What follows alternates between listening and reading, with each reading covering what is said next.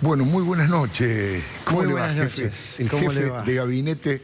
Muchísimas Marcos gracias por Peña. estar Gracias aquí por en un venir. día tan particular, ¿no? Gracias por la invitación, siempre Por un placer. favor. Teníamos miedo que no viniera, que estaba en medio de las negociaciones, decimos a ver si todavía... Cumplimos la palabra, aparte una semana para los hinchas de Boca muy especial. Muy Una especial, semana sí, para sí, el hincha de Boca en ese sentido maravillosa, maravillosa.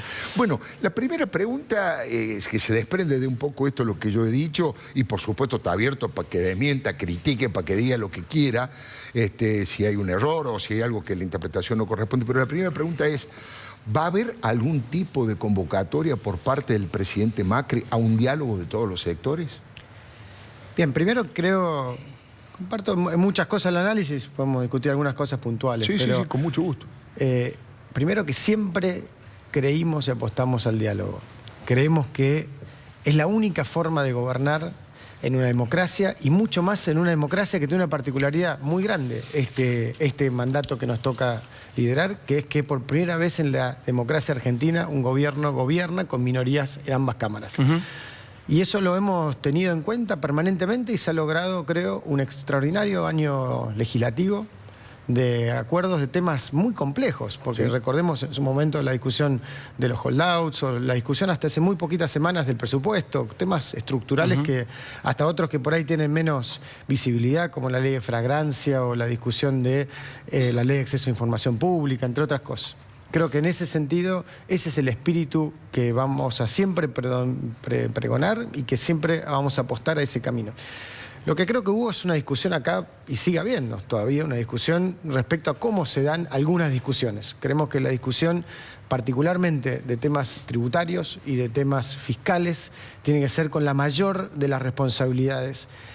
Y hoy justo lo decía, entiendo que en un país que durante 10, 12 años el Estado mintió sistemáticamente, Sí. que se pierdan las referencias en la discusión.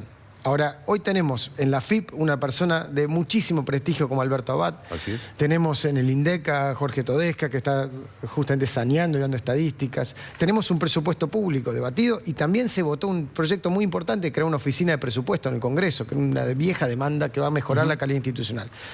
Lo que tenemos que hacer es poder discutir eso en base a referencias concretas. ¿Cuál es el costo fiscal? ¿Cuánto va a impactar un impuesto? ¿Cómo se puede armar? Hay que tener mucho cuidado con este tema para poder lograr hacerlo bien. Y creo que ese espíritu está. Respecto al planteo específico, si cómo ahora abrimos una instancia de diálogo, creo que, bueno, mañana a la mañana tenemos una reunión con el presidente, vamos a analizar cuál es la mejor metodología, porque lo más importante no es solamente llamar al diálogo, sino generar un mecanismo de diálogo que sea fructífero y que logre un resultado. No Y además podemos... que se mantenga en el tiempo, tal vez, pregunto. Pero siempre, pero eso creo que es un punto que es muy importante aclarar, un dato muy positivo de este año, y que no es un mérito del gobierno solamente, sino también del muy buen trabajo de la mayoría de los bloques opositores en el Congreso, de las autoridades como Emilio Monzó, Federico Pinedo, de las cámaras, de los presidentes de bloque. El diálogo es una forma de gobernar, no debe ser un espacio solamente de una foto. Después puede haber un montón de espacios sectoriales, generales, como el diálogo por la producción del trabajo, donde está la CGT, los sectores empresariales, el gobierno, pero tiene que ser una actitud permanente y después, obviamente, se puede ir viendo en distintas instancias si hace falta hacer algo más amplio o algo más puntual, pero el espíritu está. Ahora, recién usted Una decía... cosita para, simplemente para que no quede demasiado abierto, porque es probablemente uno de los títulos de los diarios de mañana y de los compañeros de las agencias de noticias y de los portales. Mañana a la mañana se reúnen con el presidente Macri y van a ver cuál es el mejor mecanismo para llevar adelante la convocatoria al diálogo. ¿Eso es sí. correcto como lo digo? Sobre todo para ver cuál es el mejor mecanismo para seguir con esta discusión en el espíritu del diálogo que compartimos. A partir de ahí, lo que no queremos es hoy definir, fue un día largo donde arrancamos justamente discutiendo de una manera muy positiva. Creo que el Senado dio una discusión más profunda y más abierta que lo que se había dado un diputado, que era un poco lo que reclamábamos.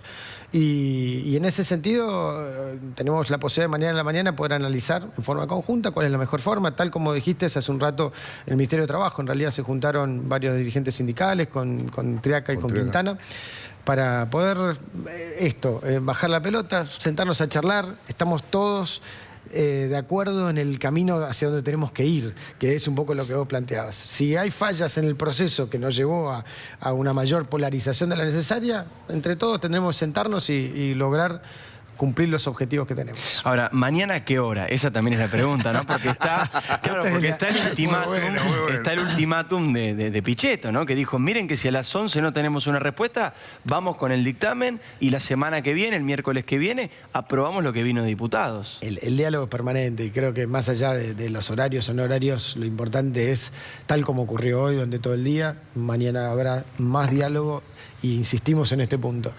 Nos tenemos que acostumbrar, es un proceso novedoso para la Argentina después de un tiempo tan largo, parece ya como hace mucho, pero fue hace muy poco que no había diálogo político en la Argentina, que estos procesos pueden tener esas contradicciones. Y de la misma manera que cuando se sanciona una ley que el oficialismo y el gobierno cree que es importante, no somos los mejores del mundo y somos la mayoría automática, cuando perdemos tampoco es un drama, digamos, y creemos que es parte de ese juego en el que vamos a convivir. Lo importante es no romper el espíritu de la institucionalidad y de la búsqueda de acuerdos estructurales y que nos permitan llevar tranquilidad a todos los argentinos que están mirando, que de verdad se entendió en la Argentina el mensaje de cambio, de responsabilidad, de ir con la verdad, de ir con la lógica de, aunque a veces sea difícil, poder explicar cuál es el camino, hacia dónde se quiere ir, confiar en ese sentido en los argentinos, porque esa es nuestra tarea. Al final del día, creo que eso nos une en el buen sentido, creo, a la mayoría de los dirigentes políticos, y ese es el sentido de la política, y creo que eso es algo que iremos construyendo y mejorando, aun aunque a veces tengamos retrocesos parciales, como por ahí fue la discusión de estos días. ¿Se equivocaron en algo, Peña, para que esto llegara a este punto? ¿Fue un error del gobierno haber mandado a extraordinarias hablar de ganancias sabiendo que estaba este proyecto de la oposición? No sé lo del error o no, te digo por qué lo enviamos a ganancias, básicamente para cumplir nuestra palabra. Cuando se discutió el presupuesto, cuando se discutió la mesa de diálogo con el sindicalismo por varios temas, y con la sociedad, nos comprometimos a plantear este tema en extraordinarias y lo hicimos. Que podríamos habernos hecho los vivos y esconder el proyecto y patearlo a marzo, sí, pero creemos que eso es parte del cambio. Hacer las cosas aún sabiendo, desde el primer día cuando lo enviamos, que todavía no teníamos una mayoría y que había posturas distintas y que queríamos enfrentar esa discusión como tiene que ser. Es fácil dar el debate cuando ya tenés los números, pero entender que esto es parte de un proceso y que esto merecía un debate y que en todo caso esto nos servirá a todos de aprendizaje de cómo hacer para hacer un debate más constructivo.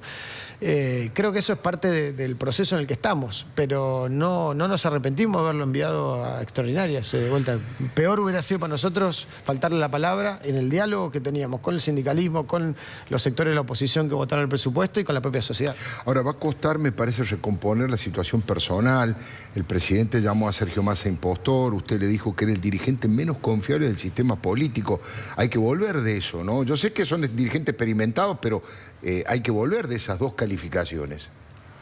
Te soy sincero, Alfredo, si pueden escuchen el reportaje con la nata del presidente, no le dijo impostor a Massa. Sí fue duro y fuimos duros, pero al mismo tiempo planteando la vocación de que ojalá que se pueda crecer y se pueda mejorar en las circunstancias. Pero la realidad es que él habló de una condición más general, de la necesidad de no ser impostor en términos de la política, sea quien sea. ¿No se lo dijo específicamente en forma personal a Massa? No se sabía eso hasta ahora. Hasta ahora dábamos por hecho de que era tratamos de no entrar en la discusión de quién dijo o no dijo. Me parece que, porque en algún punto sentimos en el contexto, Marcos, en el que habló el presidente de la Nación, cosa que no hace habitualmente. Hablaron ustedes, habló ahora López. Y además usted mismo dijo el dirigente menos confiable, y el presidente también fue duro en cuestionamientos a Sergio y consideramos que no estuvo bien en la discusión y así lo hemos planteado públicamente. Y lo planteamos y no tenemos problema en la conversación, como él también ha sido muy duro con nosotros en otros términos, pero partimos del respeto y de la mejor buena fe de tratar de lograr que las cosas entre todos vayamos creciendo. Creo que el desafío para Sergio Massa de poder entender que ser una oposición constructiva no necesariamente implica desmarcarse en ciertos temas para aparecer como una diferenciación, sino lograr que la Argentina salga adelante. Y esto lo hemos charlado muchas veces. Y esto es algo que nos une también con la mayoría de los gobernadores, con la mayoría de los diputados, senadores. La Argentina está en una situación todavía frágil de recuperación de un proceso muy complicado de degradación institucional, social, política, de enorme nivel de pobreza. Entonces, ese aprendizaje, que supongo que todos estamos haciendo, pero es muy importante, nosotros por lo menos sentimos que vamos a ser muy duros cuando sentimos que hay algo que no es verdad. Y con el tiempo, y creo hoy lo firmaron 21 ministros de Economía de las provincias, inclusive algunos que lo habían defendido el proyecto, los números fiscales de este proyecto no cerraban. Entonces, esto que nos parece un dato central, hace la discusión de decir, bueno, nos sentamos de vuelta todas las veces que haga falta con Sergio Massa, con todos los gobernadores, con todos los dirigentes, tratar de buscar una solución. Seguiremos siendo duros cuando vemos que no hay un apego a la información precisa o a la responsabilidad que amerita este momento tan especial para la Argentina. Massa, cuando se quejaba de la reacción que había tenido el gobierno, decía, palabras más, palabras menos. Cuando apoyé y cuando acompañé al gobierno era un opositor responsable y ahora soy el peor de todos. Ahora que pasó ya, si se quiere, el agua está un poquito más quieta. ¿Cómo definiría a Sergio Massa? Si viene alguien del exterior y le dice, defíname a Sergio Massa como dirigente político. Mirá, hoy justo me decía un inversor que había estado charlando con unos inversores en el exterior, ¿no? y de hoy, ¿no? Y decía, tenía una inversión muy importante para concretar y que dijo, voy a esperar a ver qué hace el Senado, porque para mí la pregunta del millón es qué va a hacer, no qué hace el gobierno, yo ya entiendo el gobierno qué quiere hacer, sino qué quiere la oposición respecto al futuro de la Argentina. Y ese espíritu que lo charlamos mucho con él cuando fue con nosotros a Davos a principio de año, creo que la responsabilidad de Sergio Massa, como de muchos otros gobernadores, como Juan Manuel Ortubey, o el gringo Schiaretti, u otros gobernadores que vienen del peronismo y que hoy están en general en una actitud constructiva, es entender que el mundo, que le dio una nueva oportunidad a la Argentina, está mirando qué hacen ellos respecto a los grandes lineamientos del país y del mundo. Entonces, no se trata de un tema de vuelta, de si me apoyaste en dos y te desembarcás en uno. Lo que marcamos siempre lo mismo, es tenemos que enderezar la Argentina hacia un camino de desarrollo, de crecimiento, de confianza. Eso va a tardar mucho tiempo, eso va más allá de un gobierno, y es muy importante que la nueva generación del peronismo, de vuelta, sea quien sea el dirigente, muestre que entendió las lecciones de la devastación que producen experimentos destructivos como fue el kirchnerismo. Entonces, en ese sentido, no se trata de vuelta de si me ayudaste con un proyecto o me perjudicaste con otro. Se trata de si acordamos un lineamiento de que hay ciertas cosas con las que no tenemos que jugar más como país, porque le hace mucho mal. Y en eso la responsabilidad de la oposición es tan importante como la del oficialismo. Marcos, hay algo que no es habitual en el lenguaje del presidente Mauricio Macri, por su formación de ingeniero tal vez, por lo que sea. Tiene los sentimientos más bien controlados. Sin embargo, pareció emocionarse cuando dijo que usted, que Mario Quintana, que Gustavo Lopetegui, dijo concretamente, son mis ojos, son mi inteligencia, soy yo. Un apoyo. ¿Por qué hacía falta ese apoyo? ¿Hay alguien que los está cuestionando adentro del gobierno, dentro de Cambiemos? ¿Fue una respuesta a, no sé, a un sector del periodismo, de la dirigencia político-opositora? Es fuertísimo lo que dijo Macri. Uno dice eso de sus hijos, de sus padres. Son mis ojos, son mi inteligencia, soy yo. Bueno, primero que obviamente es un gran honor y un orgullo la confianza que hemos podido construir estos 15 años de trabajo con el presidente. Incluso es un orgullo poder hablar del presidente, ¿no? Después de mucho tiempo de pelearla como la peleamos juntos desde el primer día en el que se metió en esto. Creo que es importante el contexto, ¿no? Hoy había la última reunión de gabinete ampliado, esta costumbre que hemos instaurado en la Argentina, más de 1.500 funcionarios de distintos niveles del gobierno, donde transmitimos un mensaje centralmente de lo que viene, ¿no? De lo que viene el próximo año, y también de agradecimiento, de apoyo a una enorme cantidad de gente que se está matando, trabajando todos los días, con honestidad, con esfuerzo, con compromiso. Mucha gente nunca había hecho política o nunca había hecho gestión pública y que le está metiendo una enorme garra. Y que en ese contexto el presidente lo que dijo es, por un lado, me siento muy orgulloso de lo que hemos logrado este primer año, porque era muy difícil de donde arrancábamos estar donde estamos hoy. Pero también dijo, no me alcanza con compararme con el kirchnerismo. Ser mejores que el kirchnerismo es bastante fácil. La discusión todavía nos falta muchísimo por delante y tenemos que ser más precisos, tenemos que ser más ejecutivos, tenemos que lograr resolución de temas más rápidas. Para eso presentamos las 100 iniciativas del gobierno para los próximos 3 años que hacen justamente a dar un marco y una metodología de mayor precisión en la gestión. Y en ese marco dijo, confío mucho en la jefatura de gabinete como equipo coordinador de seguimiento de ese plan. Y dijo una cosa para mí más fuerte aún y más linda que para enmarcar esto también, que fue yo tengo un compromiso con los argentinos. Tengo un compromiso con los argentinos que han depositado la esperanza en nosotros y en mí, decía. Confío en ustedes para ayudarme a cumplir ese compromiso, pero sepan que ante todo está ese compromiso. Yo no tengo ninguna otra cosa por arriba del compromiso con la gente de cumplirle. Y ese mensaje del sentido de para qué estamos haciendo lo que hacemos, del sentido del cambio, del sentido del equipo, del sentido de buena gente haciendo buenas cosas, está en el corazón de una forma de ver la gestión y la política y la vida, creo, ¿no? De un dirigente que creo que muchas veces todavía no se lo aprecia con la dimensión de lo que tiene como es Mauricio.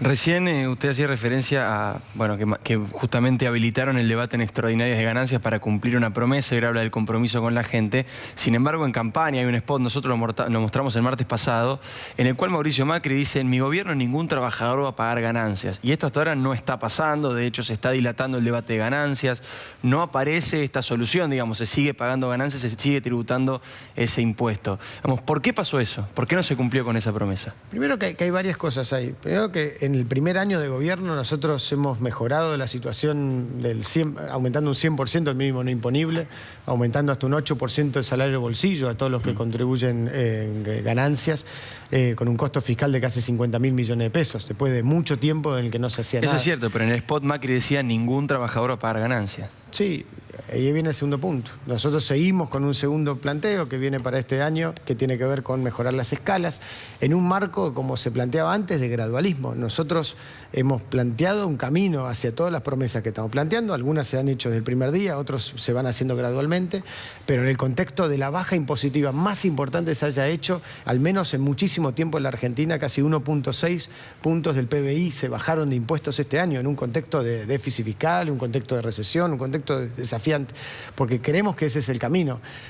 Lo que también hemos planteado con claridad es que creemos que vayamos en esa dirección, en un contexto donde también sabemos que por ahí es un punto que lo hemos discutido muchas veces respecto a cuán precisos, porque no fue la única vez que hablamos de ganancias, en la campaña se planteó claramente. Fue un pilar de la campaña, ¿no? No, sí, pero centralmente, eso siempre en un spot se resume la discusión, pero la discusión de entender que primero que el impuesto a las ganancias es un impuesto que existe hace 80 años en la Argentina, existe en todo el planeta y que es uno de los impuestos más progresistas que existen, no es uno de los impuestos más regresivos.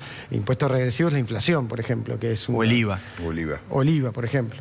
Y entender que justamente el corregir las escalas lo que te permite es lograr que sobre todo los sectores más bajos que pagan impuestos, que es dentro de una torta más reducida, paguen una cuota más baja. Hoy el gran problema de las escalas es que automáticamente pasás del mínimo no imponible a pagar la cuota más alta. Claro. Y eso es parte de lo que tenemos que corregir.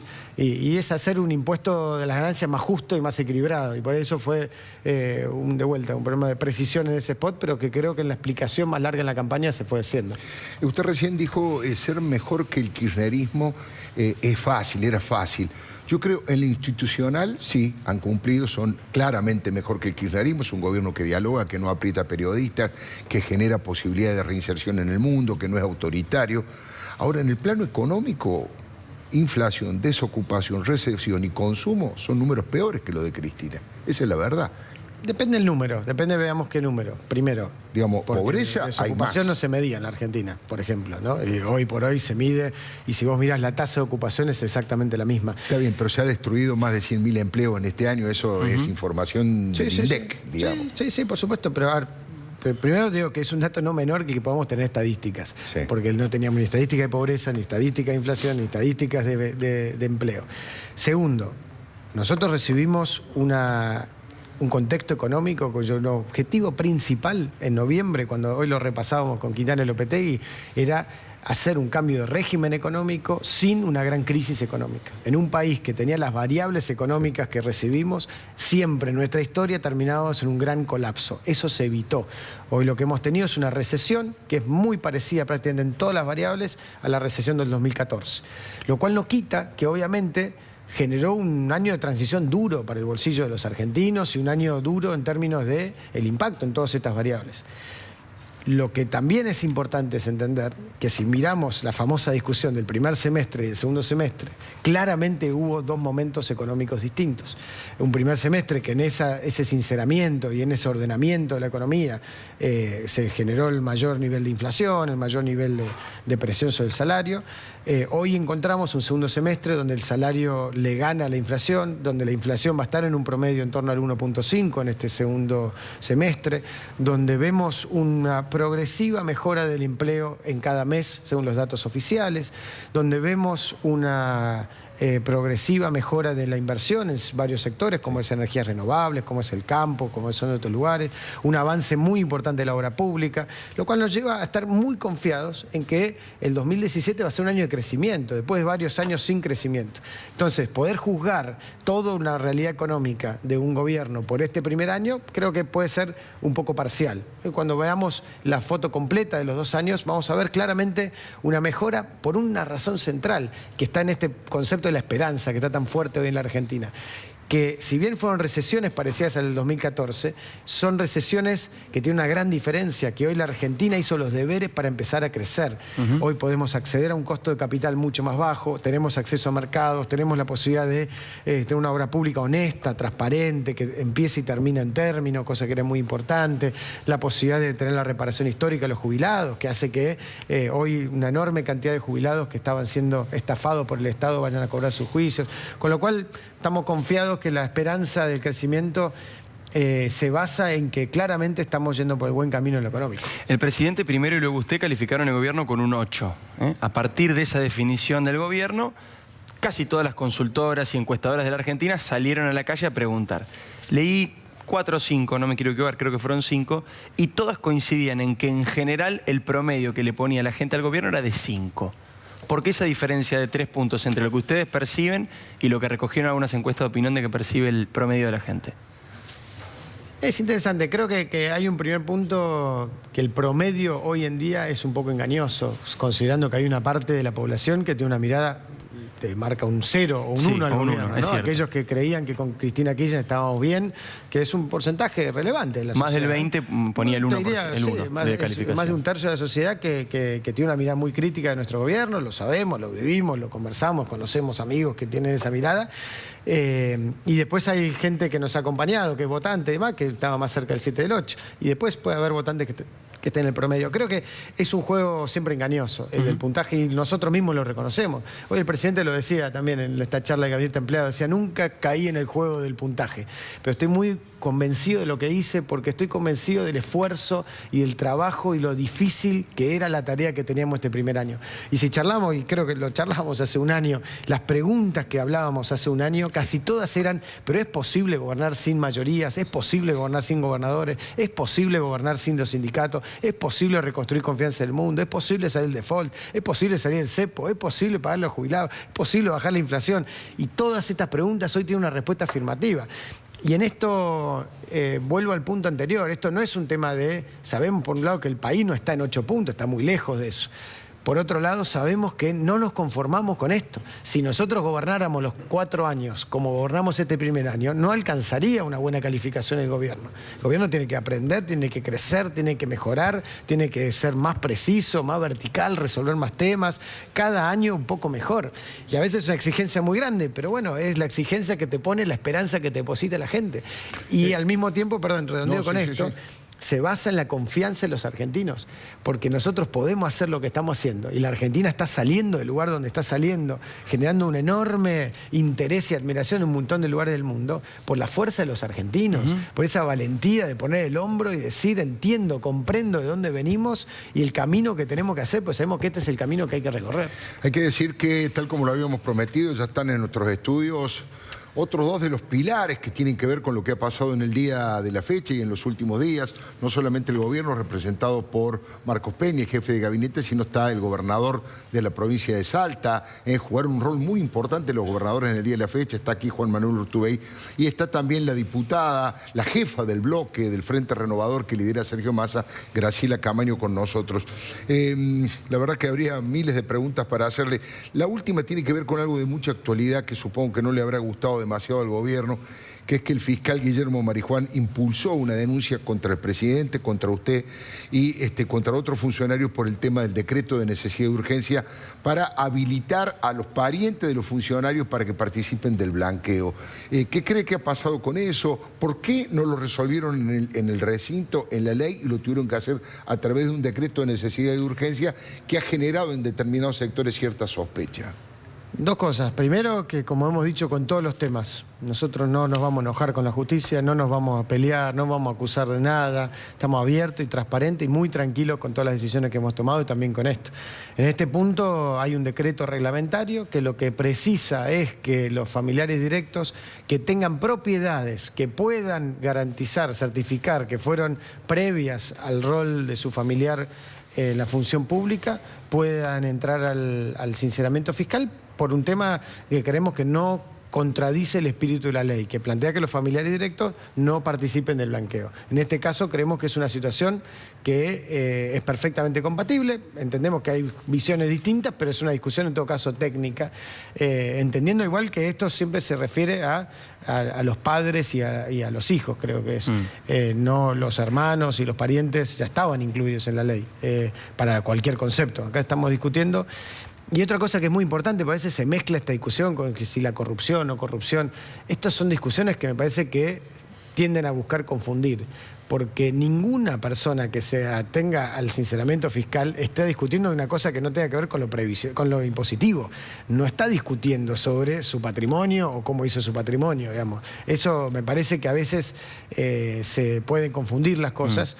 Y creemos que esto además es un paso importante, que el sinceramiento fiscal que está claramente rumbo a ser el más importante de nuestra historia y probablemente uno de los más importantes en la historia del mundo, tiene la oportunidad de ensanchar la base tributaria de nuestro país, salir de esta lógica de una economía dual que nos ha acompañado durante tanto tiempo y generar un nuevo comienzo para la economía argentina que necesita claramente resolver su situación de la evasión como parte de la ecuación social. ¿Pero fue por Franco Macri especialmente ese decreto? No, nosotros no legislamos por una persona u otra. No sé, no tengo idea si participará o no participará.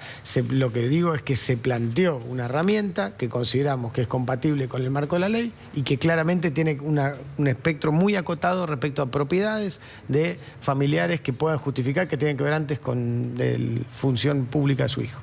Marcos Peña ha sido muy amable. Muchísimas gracias por haber venido en un día tan particular. Muchas gracias y muy felices fiestas si no nos vemos. Igualmente. Igualmente. Ya les dije, está aquí Juan Manuel Urtubey, gobernador de Salta. ¿Qué rol jugaron los gobernadores hoy? Y por supuesto Graciela Camaño, la titular del bloque del Frente Renovador. Ya venimos.